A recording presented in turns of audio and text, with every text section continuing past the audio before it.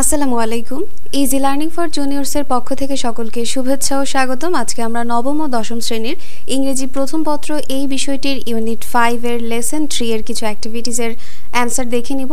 ভিডিওটি শুরু করার পূর্বে তোমাদেরকে জানাচ্ছি, তোমরা যদি আমার চ্যানেলে নতুন হয়ে থাকো অবশ্যই চ্যানেলটিকে সাবস্ক্রাইব করে দিবে। তাহলে চলো আমরা আমাদের পড়ায় চলে যাই। আমাদের লেসন 3 এর নাম হচ্ছে আওয়ার ফুড অ্যান্ড শেল্টার, অর্থাৎ আমাদের খাদ্য এবং বাসস্থান। এরপরে তোমাদের অ্যাক্টিভিটি এ এর মধ্যে রয়েছে look at the pictures and answer this questions, অর্থাৎ এখানে তোমাদের দুইটা ছবি দেখতে পাচ্ছ। এই ছবি দুইটা ভালো করে দেখতে হবে এবং এই ছবি দুইটার উপর ভিত্তি করে তোমাদের এই যে দুইটা প্রশ্ন রয়েছে এই দুইটা প্রশ্নের উত্তর দিতে হবে। তাহলে চলো আমরা এই দুইটা প্রশ্নের উত্তরটা একটু দেখে নিই।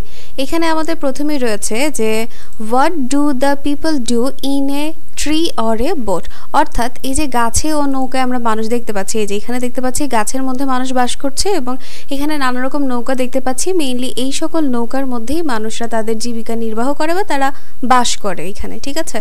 এর উত্তর হচ্ছে I think people live in trees and boats using them as house. আমার মনে হয় যে লোকজন গাছপালা বা নৌকাকে তাদের বাড়ি হিসেবে ব্যবহার করছে। Why do they do so, তারা কেন এরকম করে? অবশ্যই তাদের জায়গা জমির অভাব থাকার কারণে, তাদের থাকার পর্যাপ্ত জায়গা না থাকার কারণেই তারা গাছে বা নৌকায় বাস করে, তাই না? তো উত্তরটা হচ্ছে যে I think they have done so due to acute scarcity of land for habitation, মানে তাদের জায়গার খুব সংকটের কারণে তারা এইভাবে নৌকায় বা গাছে বাস করছে, ঠিক আছে। সো আমাদের অ্যাক্টিভিটি এ তো শেষ। অ্যাক্টিভিটি বিতে রয়েছে discuss what will be hour problems if our population becomes double the size it is now. এখানে বলা রয়েছে যদি আমাদের দেশের জনসংখ্যা এখন যা আছে তার দ্বিগুণ যদি হয়ে যায় তাহলে তা আমাদের দেশের ওপর কেমন প্রভাব পড়বে বা তখন কি কি সমস্যার সম্মুখীন হতে হবে, এটা তুমি তোমার ফ্রেন্ডদের সাথে বা কোনো একটা গ্রুপ করে আলোচনা করো। তাহলে চলো আমরা একটু দেখি যে আমরা আলোচনাটা কিভাবে করতে পারি। সো এখানে আমি একটা ডায়ালগ আকারে দিয়েছি। ধরো তোমরা দুইজন মিলে কথা বলছো যে দেশের জনসংখ্যা অতিরিক্ত হয়ে গেলে বা দ্বিগুণ হয়ে গেলে আমরা কি কি সমস্যার সম্মুখীন হব। প্রথম ব্যক্তি বলছে যে have you even thought about the consequence of population explosion in our country. Explosion বলতে বিস্ফোরণের কথা বলা হয়েছে, যে অর্থাৎ তুমি কি আমাদের দেশের জনসংখ্যা বিস্ফোরণের ফলাফল সম্পর্কে ভেবে দেখেছ? তো এর সেকেন্ড ব্যক্তি বলছে পপুলেশন এক্সপ্লোশন অর্থাৎ জনসংখ্যা বিস্ফোরণ it is one of the greatest hindrance to our national development. Hindrance বলতে বাধা বোঝানো হয়েছে, যে এটা আমাদের জাতীয় উন্নয়নের বা আমাদের দেশের উন্নয়নের জন্য একটা বাধা স্বরূপ। অন্তরায় মানে হচ্ছে বাধা। And we know that if population problem cannot be checked timely, আর এটা আমরা জানি যে জনসংখ্যার যে সমস্যাটা রয়েছে এটা যদি সময় মতন নিয়ন্ত্রণ না করা হয় we have to face many difficulties, আর যদি এটা সময় মতন নিয়ন্ত্রণ করতে না পারি তাহলে আমাদেরকে অনেক সমস্যার সম্মুখীন হতে হবে। তো প্রথম ব্যক্তি বলছে and what will be our problems if our population becomes double the number we have now। এখানে প্রথম ব্যক্তি বলছে যে আমাদের এখন দেশের জনসংখ্যা যত আছে তা যদি দ্বিগুণ হয়ে যায় তাহলে কি কি সমস্যা হতে পারে, কোন কোন সমস্যার সম্মুখীন আমরা হব। তো তখন বি বলছে যে oh it's too horrible for me even to imagine. এখানে সে বলছে যে এটা খুবই ভয়ানক যে আমি কল্পনাই করতে পারি না, but if I try to imagine such a situation, আর যদি আমি এরকম একটা পরিস্থিতির কথা কল্পনা করি I visualize our country afflicted with a number of problems. আর যদি আমি এটা কল্পনা করি তখন আমি দেখতে পাই যে আমাদের দেশ অসংখ্য সমস্যায় জর্জরিত হয়ে রয়েছে। তখন এ বলছে যে would you please name some of this main problem, মানে তুমি কি কিছু প্রধান সমস্যার কথা বলতে পারো? তো তখন বি বলছে the main problems I can mention here are the acute scarcity of food, habitation, employment and the serious climatic change etcetera. এখানে প্রধান যে সমস্যাগুলোর কথা বলা হয়েছে তার মধ্যে রয়েছে খাদ্যের অভাব। স্ক্যারসিটি বলতে অভাব বা সংকট বোঝানো হয়, হ্যাঁ, খাদ্যের অভাব। তারপরে তোমার রয়েছে আবাসন সমস্যা, চাকরির কোনো সমস্যা, চাকরি না পাওয়া, বেকারত্ব বেড়ে যাওয়া, বা হচ্ছে আবহাওয়া বা জলবায়ু পরিবর্তন। এই সব কিছু কিন্তু অনেক বড় ধরনের সমস্যা। এছাড়াও আরও নানান ধরনের সমস্যার কিন্তু সম্মুখীন হতে হবে। তখন এ ব্যক্তি বলছে I can easily realize the reasons for food and habitation problem. আর আমিও খাদ্য এবং আবাসন সমস্যার কারণগুলো সহজেই বুঝতে পারি বা এটা আমি সহজেই রিয়েলাইজ করতে পারছি। But how can climate change be related to population problem? তো সে খাদ্যের অভাব বা বাসস্থানের অভাব এটা তো বুঝতে পেরেছে যে জনসংখ্যা বেড়ে গেলে এই দুইটা সমস্যাটা হবে, কিন্তু জনসংখ্যা বেড়ে যাওয়ার কারণে জলবায়ুর পরিবর্তনটা কিভাবে হবে? তো পরে বি বলছে যে population explosion is clearly related to climate change. জনসংখ্যা বৃদ্ধিটা জলবায়ু পরিবর্তনের একদম সরাসরিভাবে যুক্ত রয়েছে। You say due to population increase people have to build more and more homes. জনসংখ্যা বাড়তে থাকলে কি হবে? মানুষ হচ্ছে নিজেদের জন্য বাড়ি তৈরি করতে থাকবে, ঘর বাড়ি তৈরি করতে থাকবে। So they have to cut more trees to get newer places for habitation. আর তখন তারা কি করবে? তাদের নিজেদের বাসস্থানের জন্য নানা রকম জায়গায় যে গাছপালা থাকে সেই গাছপালা কেটে তারা নিজেদের ঘরবাড়ি তৈরি করবে। Thus, trees will reduce at an alarming rate. আর এইভাবে কিন্তু গাছপালা খুবই উদ্বেগজনক হারে কমতে থাকবে। And it ultimately effects the environment and causes serious climate change. আর এভাবে যদি গাছপালা কাটতে থাকে তা আমাদের পরিবেশের ওপরে খুবই বাজে একটা প্রভাব ফেলবে এবং এটা মারাত্মক একটা জলবায়ুর পরিবর্তনও ঘটাবে। And it is no less dreadful to the living beings on earth. আর এটা আমাদের পৃথিবীতে যে মানুষ বাস করছে তাদের জন্য খুবই ভয়ানক একটা পরিস্থিতি সৃষ্টি করবে। সো তখন বলছে yes you have rightly said, হ্যাঁ তুমি ঠিকই বলেছো। The logic you have shown is really practical. তুমি যে যুক্তি দেখিয়েছো সেটা আসলেই বাস্তববাদিক বা বাস্তবিক। So what will happen to us if our population becomes double? So বলা হয়েছে যে তাহলে আমাদের জনসংখ্যা যদি দ্বিগুণ হয়ে যায় তখন আমাদের করণীয় কী হবে? তখন বলছে যে ট্রুলি স্পিকিং, সত্য বলতে, ইফ ইট হ্যাপেন্স, এমনটা যদি ঘটে যায়, our life will be unbearable and we will find no charm for living on earth. তাহলে আমাদের জীবনটা একদম দুর্বিষহ হয়ে যাবে এবং আমরা এই পৃথিবীতে বেঁচে থাকার কোনো আকর্ষণই খুঁজে পাবো না। তখন বলছে right yours, so we all should be conscious of this horrible consequences. So তখন সে বলছে তুমি ঠিকই বলেছ, আর এই জন্য আমাদের সকলের উচিত এরকম ভয়ানক পরিস্থিতি সম্পর্কে সচেতন থাকা। তখন বি বলছে exactly that, thank you for your practical thoughts. আর তোমার এরকম যুক্তিগত চিন্তার জন্য তোমাকে ধন্যবাদ জানাই। সো এই হচ্ছে তোমাদের অ্যাক্টিভিটি বি।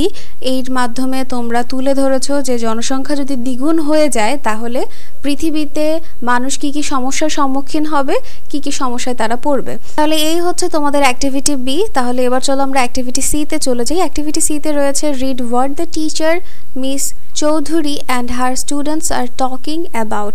এখানে এই টেক্সটে বলা আছে যে মিস চৌধুরী এবং তার ছাত্রছাত্রীরা কি কি কথা বলছে, কি বিষয়ে কথা বলছে সেটা বোঝার চেষ্টা করো। তাহলে চলো আমরা আমাদের এই অ্যাক্টিভিটি সি এর যে টেক্সট রয়েছে সেটার বাংলা অনুবাদ সহ দেখে নেই। আমি আমার মতন করে বুঝিয়ে যাব, তোমরা অবশ্যই ভালো করে মনোযোগ দিয়ে শুনবে, তাহলে বুঝতে পারবে। তাহলে দেখো, প্রথমেই রয়েছে the class comes up with different problems. এখানে বলা রয়েছে যে শ্রেণীতে বিভিন্ন সমস্যা উঠে আসে। ওয়ান গ্রুপ লিডার সেইস, একজন দলনেতা বলল, the scarcity of food will B A serious problem in the years ahead. সামনের বছরগুলোতে খাদ্যের অভাব একটা গুরুতর সমস্যা দেখা দিবে বা গুরুতর সমস্যা হবে। It is true that our agriculturist have developed new varieties of rice and it's per acre production has definitely increased. এটা সত্য যে আমাদের কৃষিবিদরা নতুন জাতের ধান উদ্ভাবন করেছেন এবং প্রতি একরে এর উৎপাদন নিঃসন্দেহে বেড়েছে। But the rate of the increase in food production can not keep pace with the rate of population growth. কিন্তু খাদ্য উৎপাদনের বৃদ্ধির হার জনসংখ্যা বৃদ্ধির হারের সাথে তাল মিলাতে পারছে না। This is because our land is fixed. এর কারণ হচ্ছে আমাদের জমি নির্দিষ্ট।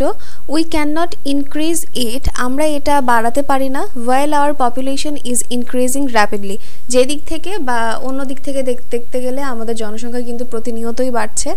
Another group leader comes up with the housing problem in the country. আরেকজন দলনেতা দেশের আবাসন সমস্যার কথা নিয়ে বলল, which he says adds much to the food problem, যা সে বলে খাদ্য সমস্যাকে আরও বাড়িয়ে তোলে। He says families are growing larger in size and at the same time breaking into smaller families. সে বলে এখানে যে পরিবারগুলো আকারে খুবই বড় হচ্ছে এবং একই সময়ে বা সেই সাথে ছোট ছোট পরিবারেও বিভক্ত হয়ে যাচ্ছে। Each smaller family needs a separate house to live in. আর প্রত্যেকটা ছোট পরিবারের এক একটা করে নিজস্ব আলাদা বাসা প্রয়োজন থাকার জন্য। Also the arable fields are being divided by these smaller families among themselves. এই ছোট পরিবারগুলো নিজেদের মধ্যে চাষযোগ্য জমি ভাগ করে নিচ্ছে।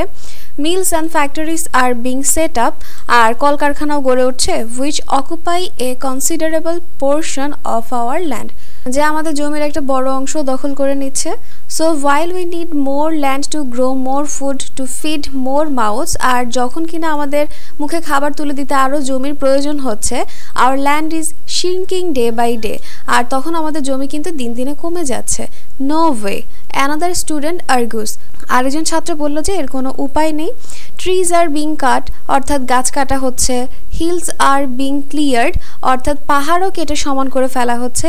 And water bodies are being filled up, all to meet the needs of too many people.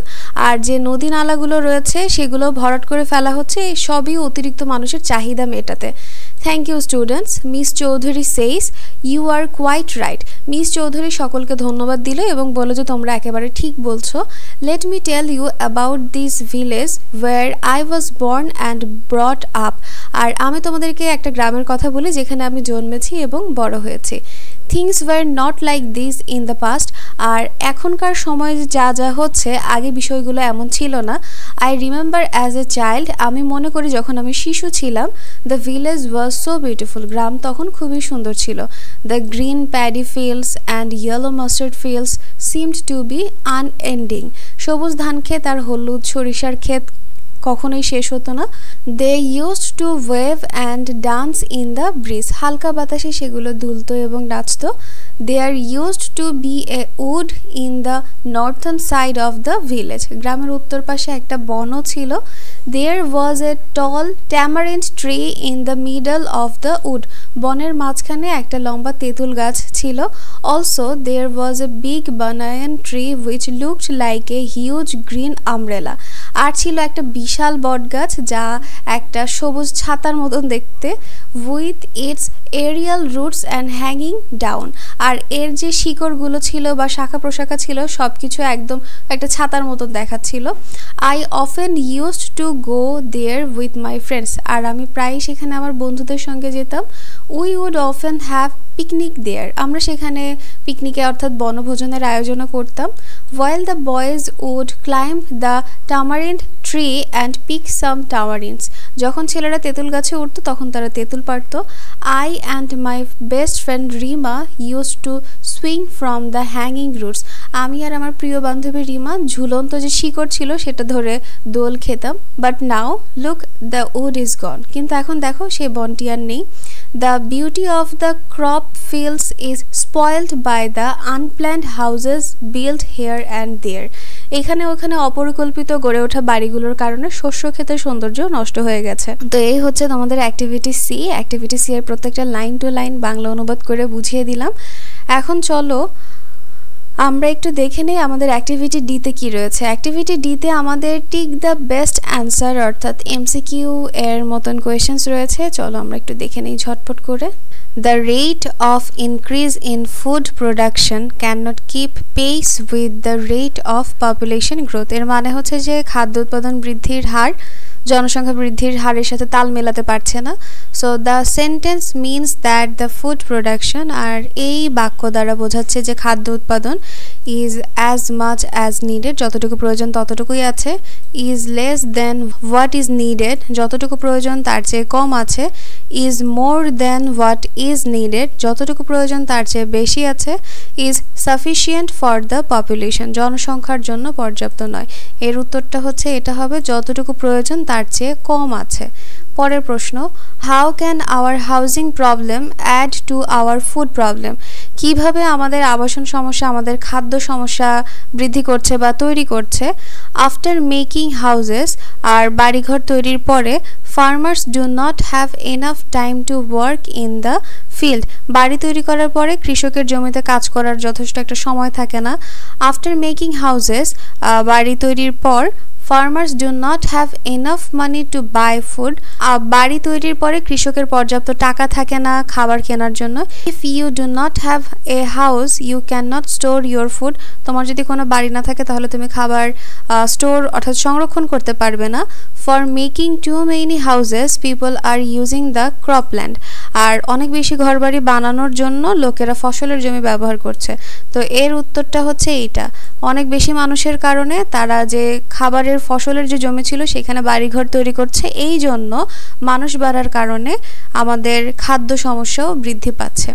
এরপরের প্রশ্ন হচ্ছে, what makes our land shrink day by day mentioned in line নং 13। 13 নম্বর লাইনে যে বলা রয়েছে যে আমাদের জমি দিনে দিনে সংকুচিত হচ্ছে। শিঙ্ক মানে হচ্ছে সংকুচিত হয়ে যাচ্ছে বা ছোট হয়ে যাচ্ছে। এর কারণ কি? Families are growing larger in size, পরিবারগুলো আকারে বড় হচ্ছে। Houses and factories are being built on it, এর উপরে বাড়ি ও কারখানা নির্মাণ করা হচ্ছে। Smaller families need smaller houses, ছোট পরিবারের ছোট বাড়ি প্রয়োজন। নাকি land grabbers are occupying portion of our land, আর এখানে বলা রয়েছে ভূমি আত্মসাৎকারীরা আমাদের জমির একটা অংশ দখল করে নিচ্ছে। তো এটার উত্তর কী হবে বলো তো? যে কেন আমাদের জমি দিনে দিনে সংকুচিত হয়ে যাচ্ছে, এর কারণ হচ্ছে জমির উপরে নানা রকম ঘর বাড়ি কলকারখানা তৈরি করা হচ্ছে। এরপরের প্রশ্ন, many people may have to live on trees, আর অনেক মানুষকেই গাছপালায় বসবাস করতে হয়। তার কারণ কি? They would like tree houses, তারা গাছপালার উপরে যে ঘরবাড়ি তা পছন্দ করে। Making houses on trees is less expensive, গাছে বাসা তৈরি করা কম খরচের হয়। They may not find land to make houses, তারা বাসা তৈরির জন্য জমি খুঁজে পায় না। এবং tree houses are safer during floods, আর এখানে বলা রয়েছে বন্যার সময় গাছের বাসাটা নিরাপদ থাকে। সো এটা তো হবেই না।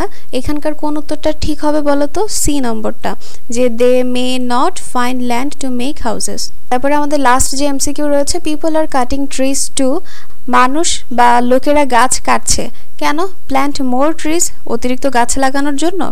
কিপ দ্য এনভায়রনমেন্ট ক্লিন, পরিবেশ পরিষ্কার রাখার জন্য। মেক আর্টিকেলস অফ ফার্নিচার, আসবাবপত্র তৈরি করার জন্য। Grow crop or make houses, এখানে বলা রয়েছে শস্য উৎপাদন বা বাড়িঘর তৈরি করার জন্য। মানুষ গাছপালা কাটছে তাদের শস্য উৎপাদন করার জন্য বা নিজেদের ঘরবাড়ি তৈরি করার জন্য।